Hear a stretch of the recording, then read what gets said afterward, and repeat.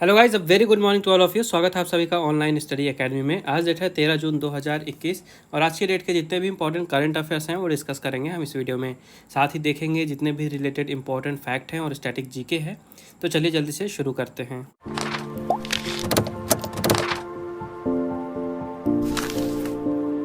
तो आज का पहला क्वेश्चन है, on which of the following date world day against child labour is observed. निम्नलिखित में से किस तारीख को विश्व बाल श्रम निषेध दिवस मनाया जाता है। तो हर साल 12 जून को मनाया जाता है world day against child labour, यानी कि विश्व बाल श्रम निषेध दिवस। और इस साल इसके लिए थीम रखी गई है act now in child labour. Theme याद रखिएगा, कई बार एग्जाम में पूछता है act now in child labour. तो ये दिन मनाया क्यों जाता है? तो इंटरनेशनल लेबर ऑर्गेनाइजेशन के द्वारा हर साल ये दिन मनाया जाता है ताकि जो चाइल्ड लेबर है यानी बाल श्रम है उसे ख़त्म किया जा सके। लोगों के बीच में जागरूकता फैलाई जाती है कि जो बाल श्रम है इसे बंद किया जाना चाहिए।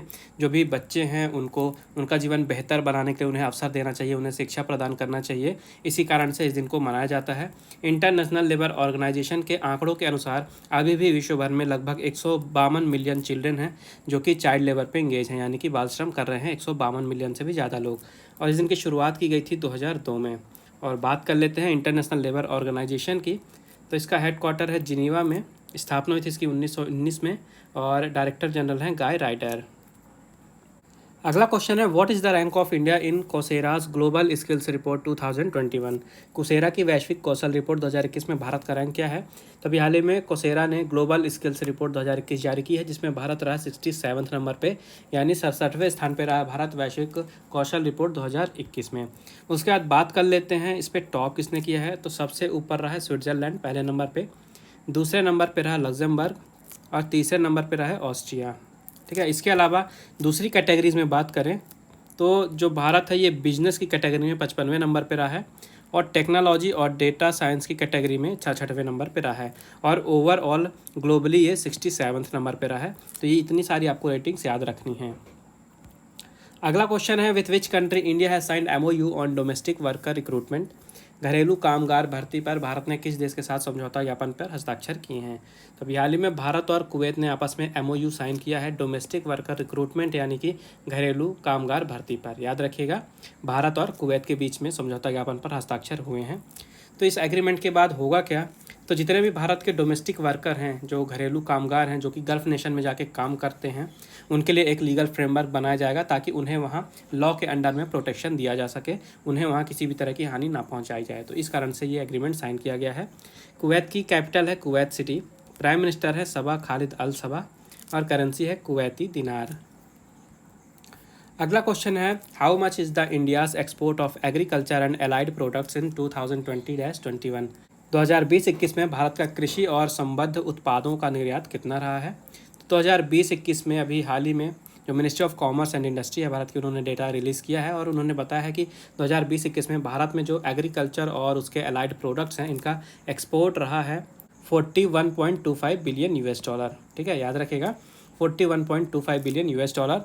तो पिछले साल के कंपैरिजन में 17.34% का इंक्रीमेंट देखा गया है भारत का जो एग्रीकल्चर और उसके संबद्ध उत्पाद हैं यानी अलाइड प्रोडक्ट्स हैं उनके एक्सपोर्ट में। तो टोटल रहा है 41.25 बिलियन $। वहीं अगर इंपोर्ट की बात करते हैं, एग्रीकल्चर और अलाइड प्रोडक्ट्स की जो इंपोर्ट हुई है ये 20.67 बिलियन $। था। तो एक्सपोर्ट भी याद रखेगा, इंपोर्ट भी याद रखेगा। एक्सपोर्ट था 41.25 बिलियन $, और इंपोर्ट था 20.67 बिलियन $। इसके अलावा जो ऑर्गेनिक एक्सपोर्ट हैं ये 2020-21 में 1040 मिलियन $, के बराबर रहा है, जो कि 50.94% का ग्रोथ बताता है पिछले साल की कंपैरिजन में। और जो चाय है उसके एक्सपोर्ट में गिरावट देखी गई है 16.3% की। और जैसा कि मैंने बताया, ये जो डेटा है ये ministry of commerce and industry के द्वारा रिलीज़ किया गया है, जहाँ के यूनियन मिनिस्टर हैं पीयूष गोयल जी। अगला क्वेश्चन है, विच बैंक हैज़ लॉन्च्ड कवच personal loan for covid patients. किस बैंक ने कोविड-19 रोगियों के लिए कवच पर्सनल लोन लॉन्च किया है? तो अभी हाल ही में भारतीय स्टेट बैंक यानी स्टेट बैंक ऑफ इंडिया ने कोविड-19 पेशेंट्स के लिए कवच पर्सनल लोन नाम की एक स्कीम निकाली है, जिसका फ़ायदा उठा सकते हैं वहाँ के जो भी कस्टमर हैं। तो अगर उन्हें कोविड का ट्रीटमेंट कराना है अपना या अपने परिवार वालों का, तो वो 5 लाख रुपए तक का लोन ले सकते हैं SBI से, जिसकी जो इंटरेस्ट रेट है ये 8.5% रहेगी पर एनम और 60 महीने का टाइम दिया जाएगा लोन को पूरा करने के लिए। SBI की बात कर लेते हैं तो इसकी स्थापना हुई थी 1 जुलाई 1955 को। हेडक्वार्टर है मुंबई में। चेयरमैन है दिनेश कुमार खारा जी, जो कि रिसेंट में ही अपॉइंट हुए थे, इसलिए नाम इम्पोर्टेंट है। टैगलाइन याद रखेगा एसबीआई की, the nation banks on us, pure banking nothing else, the banker to every Indian, a bank of the common man, with you all the way. तो ये आपको 5 टैगलाइन याद रखनी है।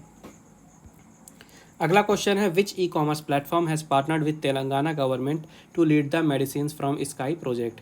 Medicines from the sky project का नेतृत्व करने के लिए तेलंगाना सरकार के साथ किस ई कॉमर्स प्लेटफॉर्म ने साझेदारी की है। तो अभी हाल ही में तेलंगाना सरकार और फ्लिपकार्ट ने आपस में साझेदारी की है तेलंगाना में medicines from the sky project के लिए। तो ये medicine from the sky project है क्या, तो जो फ्लिपकार्ट है ये ड्रोन का यूज़ करेगी और ड्रोन का यूज़ करके जो भी वैक्सीन है या मेडिकल सप्लाईज़ हैं, ज़रूरत की चीज़ें हैं, ये दूर दराज के रिमोट एरियाज़ तक पहुंचाई जाएंगी ड्रोन्स का यूज़ करके फ्लिपकार्ट के द्वारा। तो यही प्रोजेक्ट है मेडिसिन फ्रॉम द स्काई, जिसके लिए तेलंगाना सरकार और फ्लिपकार्ट ने टाई अप किया है। तेलंगाना की बात कर लेते हैं तो यहाँ के चीफ मिनिस्टर हैं के चंद्रशेखर राव, गवर्नर है तमिलिसाई सुंदराराजन और कैपिटल है हैदराबाद। अगला क्वेश्चन है, who has been named to lead the UN bureaucracy for a year. एक वर्ष के लिए संयुक्त राष्ट्र की नौकरशाही का नेतृत्व करने के लिए किसे नामित किया गया है। तभी हाल ही में भारत के नागराज नायडू जी को नामित किया गया है यूएन ब्यूरोक्रेसी को लीड करने के लिए, वो भी 1 साल के लिए, यानी 1 वर्ष के लिए संयुक्त राष्ट्र की नौकरशाही का नेतृत्व करेंगे भारत के नागराज नायडू जी। ठीक है, तो इस क्वेश्चन में आपको घुमा के भी पूछ सकता है। दूसरा क्वेश्चन इससे कैसे बन सकता है कि हाल ही में किसे यूनाइटेड नेशंस में शेप द कैबिनेट के लिए अपॉइंट किया गया है। ये टर्म याद रखेगा, शेप द कैबिनेट। ठीक है, इसका मतलब यही है कि ये यूएन ब्यूरोक्रेसी को 1 साल के लिए लीड करेंगे। तो इनको अपॉइंट किया है जो यूनाइटेड नेशंस की जनरल असेंबली के 76th प्रेसिडेंट बने हैं अभी, अब्दुल्ला शाहिद जी, इन्होंने। तो ये क्वेश्चन भी इंपॉर्टेंट है, पिछले वीडियो मैंने आपको बताया था। यूएनजीए के 76th असेंबली के प्रेसिडेंट बने हैं अब्दुल्ला शाहिद जी। और जो के नागराज नायडू जी हैं, ये यूनाइटेड नेशंस में भारत के डिप्टी परमानेंट रिप्रेजेंटेटिव भी हैं। यूनाइटेड नेशंस की बात कर लेते हैं तो इसका हेडक्वार्टर है न्यूयॉर्क में। 193 मेंबर हैं और 2 ऑब्जर्वर स्टेट हैं। इसकी स्थापना हुई थी 1945 में और सेक्रेटरी जनरल है एंटोनियो गुटेरेस। अगला क्वेश्चन है, which Indian wrestler has won the gold medal at Poland open. Poland open में किस भारतीय पहलवान ने स्वर्ण पदक जीता है। तो अभी हाल ही में पोलैंड ओपन में रेसलिंग प्रतियोगिता हुई थी, जहां पे भारत की तरफ से विनेश फोगाट ने गोल्ड मेडल जीता है। तो नाम याद रखिएगा, विनेश फोगाट ने पोलैंड ओपन में स्वर्ण पदक जीता है। और किस कैटेगरी में जीता है ये भी याद रखिएगा, तो इन्होंने 53 किलोग्राम की कैटेगरी में गोल्ड मेडल दिलाया है भारत को पोलैंड ओपन में। अगला क्वेश्चन है, which Indian has won gold in men's javelin throw at city of Lisbon athletics meet. Lisbon city के एथलेटिक मीट में पुरुषों की भाला फेंक प्रतियोगिता में किस भारतीय ने स्वर्ण पदक जीता है। तभी हाल ही में सिटी ऑफ लिस्बन में एथलेटिक मीट हुआ, वहाँ पे एक ज्वेलिन थ्रो का कंपटीशन हुआ था, जहाँ पे भारत की तरफ से गोल्ड मेडल जिताया है भारत को नीरज चोपड़ा जी ने। याद रखेगा, नीरज चोपड़ा ने गोल्ड मेडल जिताया भारत को ज्वेलिन थ्रो में। कहाँ पे, city of Lisbon athletics meet में। तो इनका जो थ्रो था ये याद रखिएगा, ये जो थ्रो था ये था 83.18 मीटर का। और ये जो टूर्नामेंट हुआ था, ये चैम्पियनशिप हुई थी, ये हुई कहाँ पे थी, तो ये पुर्तगाल में हुई थी, ये भी याद रखिएगा। अगला क्वेश्चन है, who has been conferred with Asia Pacific productivity champion award. Asia Pacific productivity champion award से किसे सम्मानित किया गया है। तो अमूल के मैनेजिंग डायरेक्टर हैं RS सोधी जी। हाल ही में RS सोधी जी को Asia Pacific productivity champion award से सम्मानित किया गया है। याद रखिएगा, अमूल के ये मैनेजिंग डायरेक्टर हैं। और ये जो अवार्ड है ये एशियन प्रोडक्टिविटी ऑर्गेनाइजेशन की तरफ से दिया जाता है। और इन्हें ये जो अवार्ड है ये दिया क्यों गया है, तो इनकी इफ़िशिएंट मिल्क सप्लाई चेन के लिए। आपको पता है अमूल कितना बड़ा चेन बन चुका है, तो इनकी इफ़िशिएंट मिल्क सप्लाई चेन के लिए इन्हें ये अवार्ड दिया गया है। और इस अवार्ड को पाने वाले ये पहले भारतीय बने हैं, ये इंपॉर्टेंट पॉइंट है। आपसे पूछ सकता है कि Asia Pacific productivity champion award जीतने वाले पहले भारतीय कौन बने हैं, तो आंसर याद रखिएगा, RS सोधी जी। नेक्स्ट क्वेश्चन है, who has authored the book titled home in the world. Home in the world नामक पुस्तक किसने लिखी है। तो नोबेल पुरस्कार विजेता अमर्त्य सेन जी ने लिखी है होम इन द वर्ल्ड नाम की किताब। याद रखिएगा, पुस्तक का नाम भी याद रखना आपको, होम इन द वर्ल्ड। और जो राइटर हैं अमर्त्य सेन, ये तो काफ़ी ज़्यादा इंपॉर्टेंट नाम है, इनका नाम भी आपको याद रखना है। तो इस पुस्तक में लिखा क्या गया है, तो अमर्त्य सेन जी ने अपने बीते दिनों के बारे में इस किताब में लिखा है। जब वो बच्चे थे अपने ग्रैंड पेरेंट्स के साथ, जब वो ढाका में बड़े हुए, तो वहाँ पे भी जो उनका समय बीता उसके बारे में इस पुस्तक में लिखा गया है। अमर्त्य सेन जी के बारे में कुछ चीज़ देख लेते हैं। तो इन्हें नोबेल प्राइज़ मिला था 1998 में इकोनॉमिक्स के क्षेत्र में, और इकोनॉमिक्स में नोबेल प्राइज़ जीतने वाले पहले एशियन बने थे। इसके अलावा 1999 में इन्हें भारत रत्न से सम्मानित किया गया था। और 2013 में इन्हें फ्रांस का हाईएस्ट सिविलियन अवार्ड दिया गया था, लीजन ऑफ ऑनर। तो ये पॉइंट्स भी आपको याद रखने हैं। तो अब देखते हैं आज का क्विज़। आज के क्विज़ का क्वेश्चन है, who has been elected as the president of Israel. Israel के राष्ट्रपति के रूप में किसे चुना गया है। तो ये रहे आपके ऑप्शन। मेक श्योर आंसर जरूर दें कमेंट बॉक्स में। इसके अलावा अगर आपको कोई प्रॉब्लम है, कोई सजेशन है, कोई डाउट है, तो आप बिल्कुल मुझे कमेंट बॉक्स में बता सकते हैं। पिछले वीडियो में आपसे पूछा गया था, विच Indian has won the WHO director general special recognition award. किस भारतीय को WHO महानिदेशक विशेष मान्यता पुरस्कार दिया गया था, या किस भारतीय ने जीता इस पुरस्कार को।